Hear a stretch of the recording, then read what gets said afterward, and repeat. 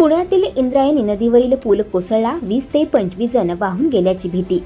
पुणे मावळ तालुक्यात एक धक्कादायक घटना घडली असून तळेगाव दाभाडे शहराजवळील प्रसिद्ध पर्यटन स्थळ कुंडमळा येथे इंद्रायणी नदीवर असलेला जुना पूल कोसळला आहे। त्यामध्ये अनेक पर्यटक इंद्रायणी नदीमध्ये बुडाले असून 20 ते 25 जण वाहून गेल्याची भीती व्यक्त केली जात आहे। पुण्यातील मावळमध्ये कुंडमळ्यात पूल कोसळल्याने काही पर्यटक बुडाल्याची माहिती मिळत आहे। ही घटना रविवारी 3:30च्या सुमारास घडल्याचं सांगण्यात येत आहे। घटनास्थळी पिंपरी चिंचवड पोलीस आयुक्तालयातील तळेगाव दाभाडे पोलीस दाखल झाले आहेत। कुंडमळा ओलांडण्यासाठी या बाजूवरून दुसऱ्या बाजूला जाण्यासाठी पूल आहे। हाच पूल कोसळला आहे। रविवार असल्याने मोठ्या संख्येने पर्यटक त्या ठिकाणी उपस्थित होते। काही जण पुलावर उभारले होते तेव्हा हा पूल कोसळल्याने ही दुर्घटना घडली आहे।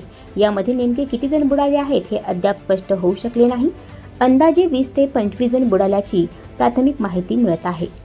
आणखी नवनवीन व्हिडिओ पाहण्यासाठी आत्ताच आमच्या स्टार टीव्ही 9 चॅनलला सबस्क्राईब करा, लाईक करा, शेअर करा। Bureau report, star TV 9 Pune.